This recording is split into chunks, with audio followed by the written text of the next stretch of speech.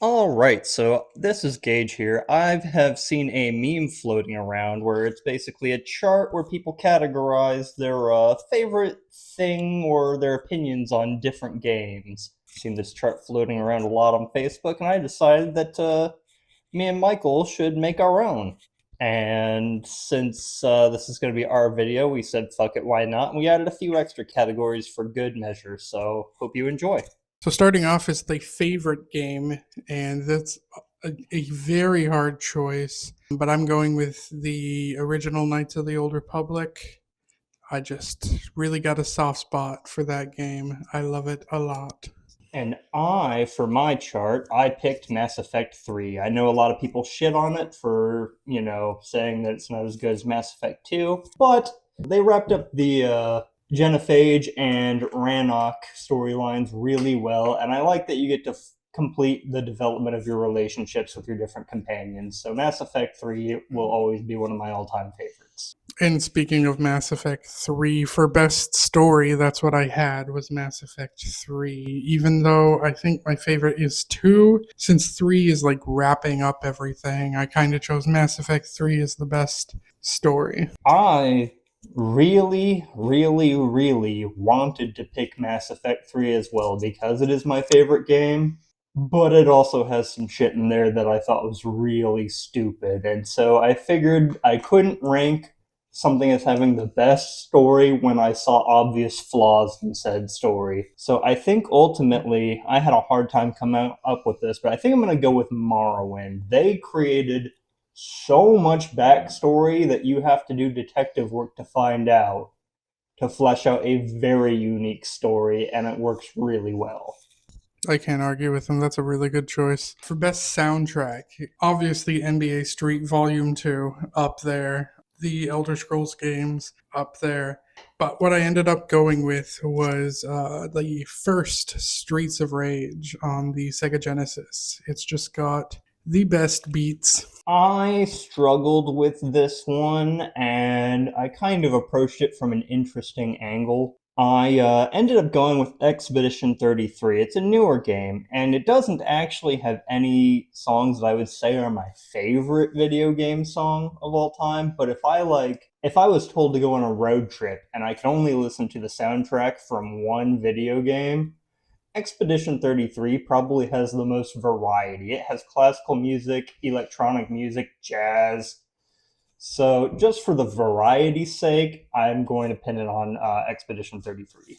For favorite art style, I wasn't quite sure what to do. Basically, if it's kind of grimy, dirty, sweaty, and a little dark with good color contrast, usually I really fucking like it. I mean, I just played a game called Evil West that was very much that, and I really liked that. But I think I'm going with Batman Arkham Asylum, which does have that dirty, sweaty, fucking color contrasts and stuff going on, and I really, really like the art style of that one.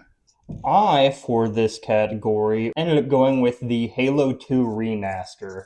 If you stay with the modern graphics, it is damn near photorealistic, and you have the option to toggle and see the original game's graphics that are bad by today's standards, but nostalgic. Shout out to Borderlands 2. That was the other one I was wrestling with its less realistic art style, but a really good one. For best combat, I had Batman Arkham Origins. Well, I'm sure other people will say their other games are better. I felt like the Arkham Origins one had the best combat and the best animations with the combat because the animations super matter to me. For this one, I ended up going with Halo Infinite. I really like the gameplay of all of the Halos, but Infinite really polished it and added a lot of weapons that all feel very, very different from one another. And it felt really good to get good with all of those weapons. For biggest personal impact, I'm going with Star Wars The Phantom Menace on the PlayStation 1 and PC. I feel like at least a few years of my childhood were just that and nothing else. For biggest personal impact, I went with Skyrim. It was the first, big RPG I ever played, and it's what got me into the genre, and that's now my favorite genre. So by far, Skyrim has influenced me the most. For learn from the most, I'm also going with Phantom Menace.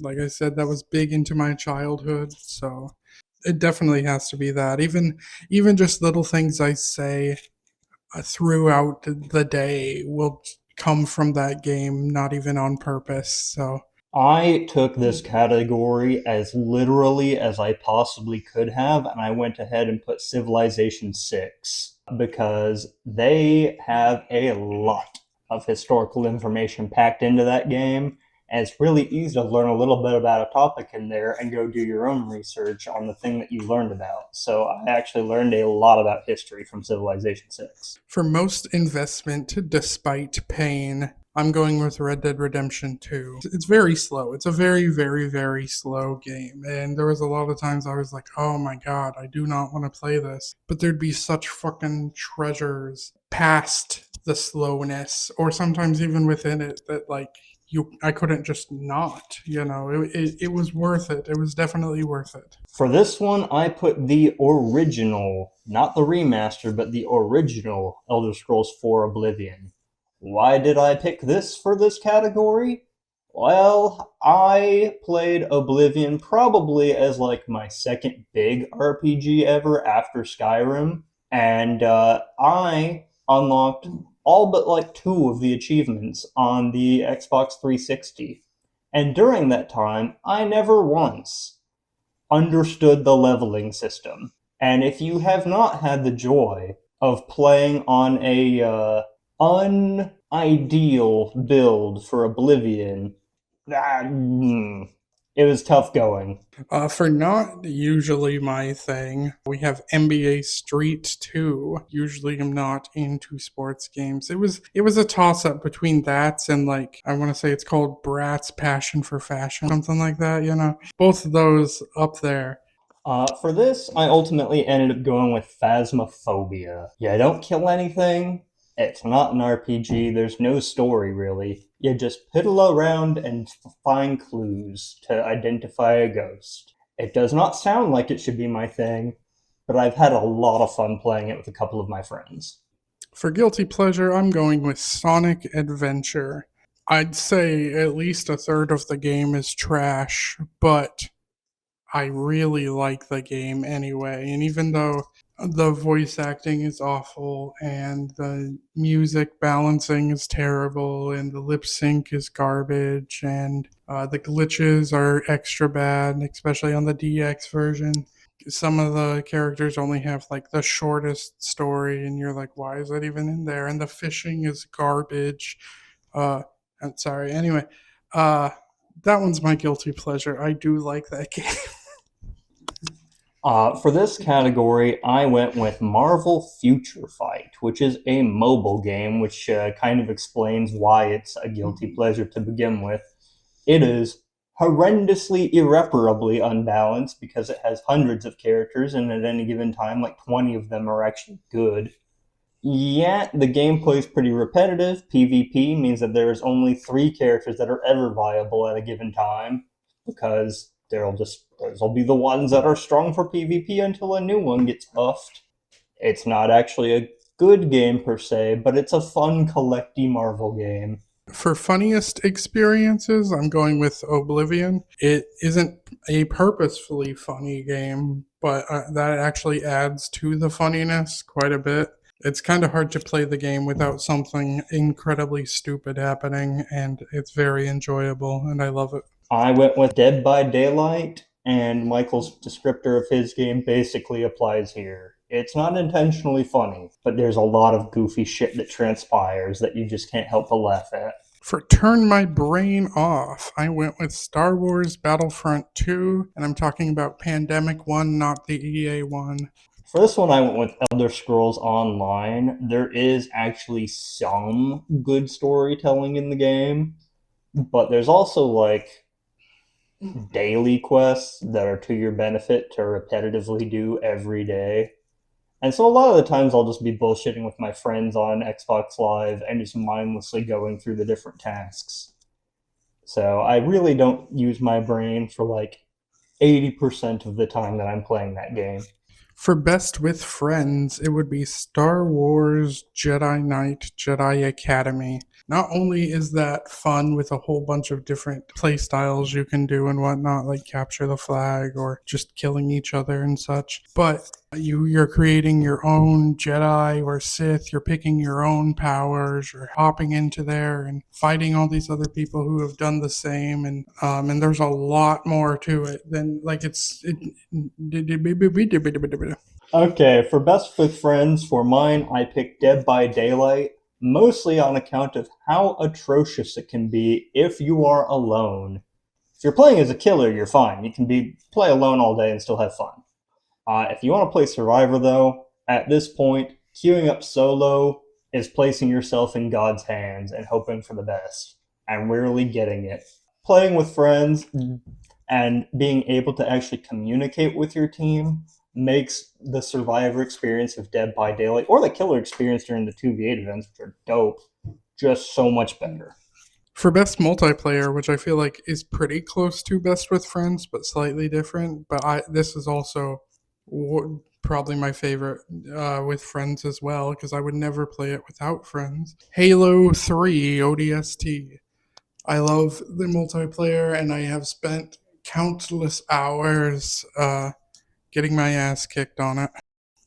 For best multiplayer, I am circling back to Halo Infinite once again. I have not played it in probably a couple of years now, but I remember thinking that the actual gameplay was really, really, really good. For a game everyone should play, I went with A Way Out. It's a multiplayer game that you have to play with a friend. And I think it's a really good game that not only will build friendships and possibly end them, but it's a good game. I ended up going with Mass Effect, the original one, as a starter to the series. Actually, how I befriended Michael was more or less I recommended he play Mass Effect, saw him a week later, he had not played Mass Effect, and I made him download Mass Effect. And here we are years later as close friends recording videos together. I will say that this was also a hard choice because I also really, really wanted to find a category to stick Dragon Age Origins in, because it is also one of my favorite games. But overall, I think that the Mass Effect series is stronger as a series, and Mass Effect, the first one, is the obvious first choice to play. Despite being kidnapped and held against my will during the Mass Effect series, I did gain Stockholm Syndrome and very much so appreciated Gage and the game throughout the series.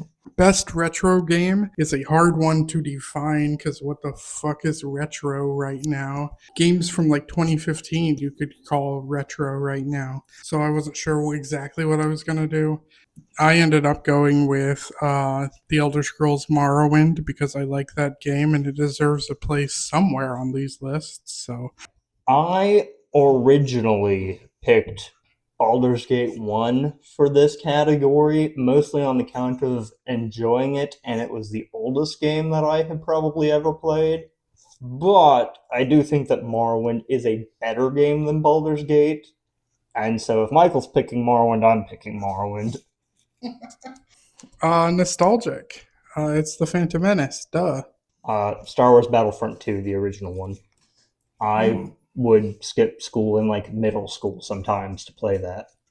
Needs a remake. I'm saying Knights of the Old Republic 2. That way they can actually finish the game. And that'd be really cool. Oh, see, it's funny because I have not beat Knights of the Old Republic 2. I ended up putting Knights of the Old Republic 1 for this, just to like polish up some of the mechanics and stuff.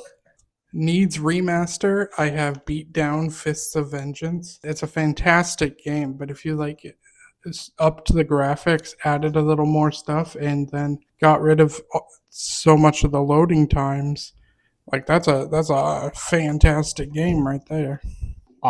For Needs Remaster, I put Morrowind. I would love to see it look as good as, other I would hope that it would be even better, being that it would be a recent thing, but I'd like to have it, look approachable to a more modern audience that hasn't tried it already. This was also contender for remake, but honestly, I don't hate the mechanics of Morrowind anymore.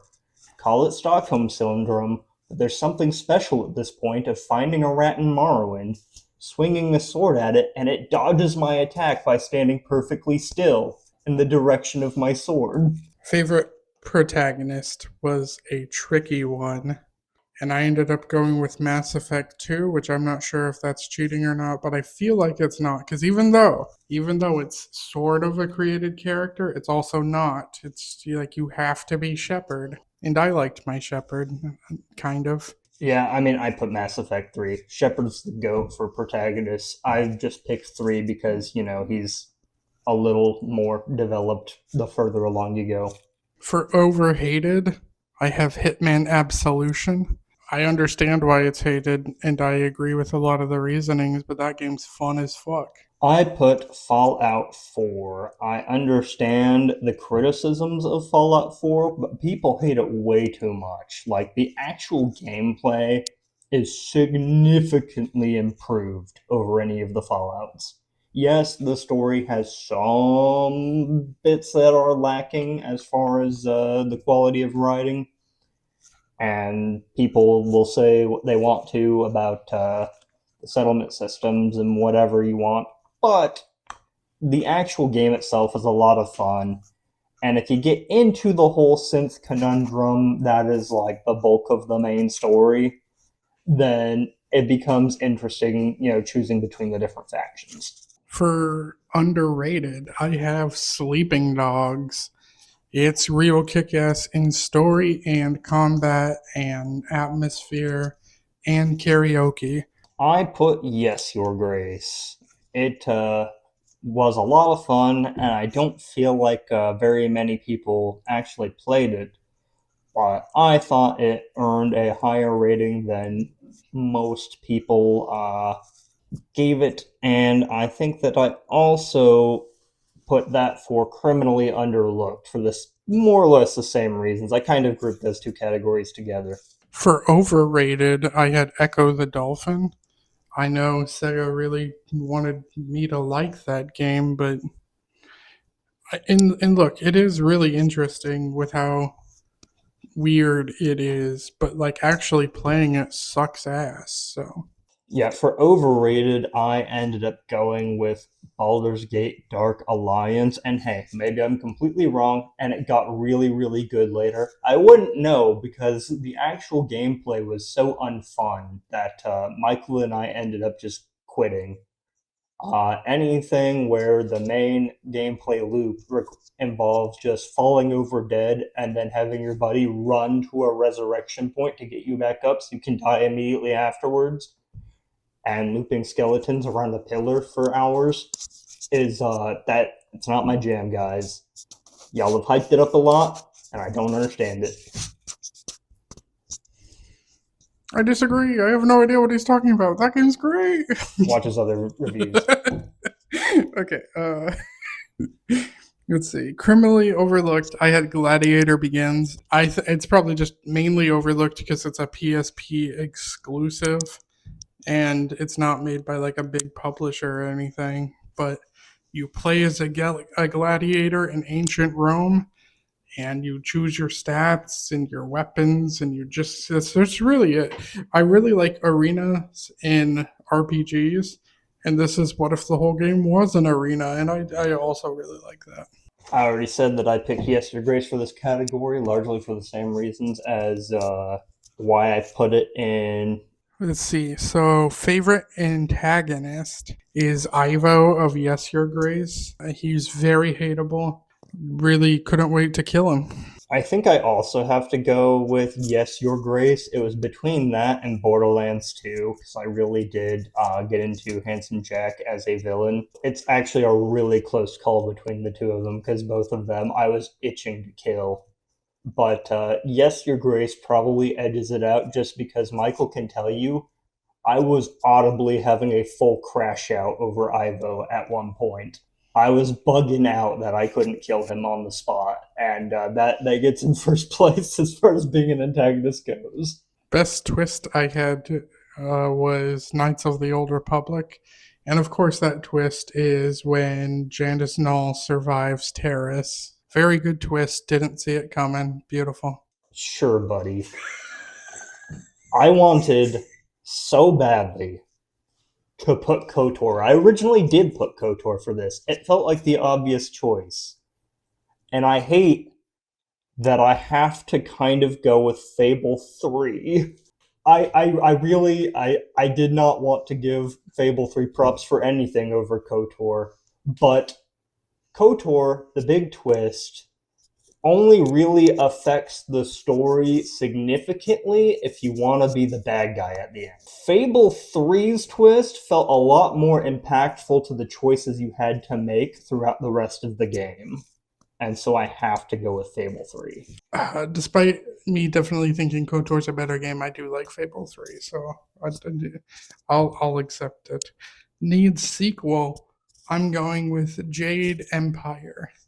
I went with Hogwarts Legacy. It was hard to think of really good games that I've played recently that don't have a sequel already. Hogwarts Legacy was really ambitious, and they clearly did not have the time to flesh out everything that they wanted to, so parts of it end up feeling a bit unpolished or unfinished. And also, this might as well be called Hogwarts The Force Unleashed, because you are the Giga Mary Sue to trump all other Mary Sues. They wish they could be you. You basically are a 15-year-old kid who has never done magic before and is immediately the most powerful individual that this school has ever seen.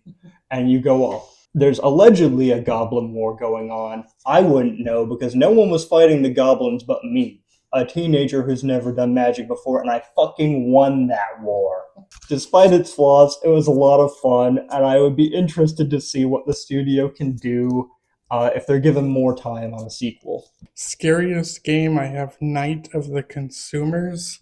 It's a game where you work retail and customers won't leave you the fuck alone asking for where things are, but if you don't stock the shelves fast enough, the manager will fire you. It's pretty terrifying. I love how grounded that terror is. I've not played that game, so I just went ahead with Dead Space, the original one. Best mini game within the game, I have Jedi Power Battles. There's a mini. Well, first there is a mini game where you roll around as droid decals and shoot people, and that's cool. But the specific one I'm talking about is you have to stab Jar Jar Binks to make him go to your goal, while the other person is trying to stab him to make him go to their goal. I can't think of any game better than that.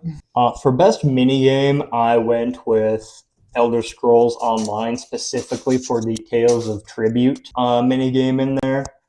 I play at least against bots every day. I don't always have the patience to play against players, but I think it's a lot of fun. Special shout out also to Fallout New Vegas because, I taught Michael how to play Caravan. You can get fucking rich off Caravan in New Vegas. You don't even have to play the main game. Just play enough Caravan with Nobark Noonan and Novak and go to sleep. Wake up, he has more money, play with him again. Best side characters, Mass Effect 2. Mass Effect 1's characters were fine, but like it wasn't until Mass Effect 2 where I was like, oh my god, I love these guys. So I'm going with best characters, Mass Effect 2. I went with Mass Effect 3, mostly just because you can interact with all of the surviving characters from Mass Effect 1 and 2, and there's even more in 3. That's our list for now. Let me know how you feel about it, and if you give me your list in the comments as well.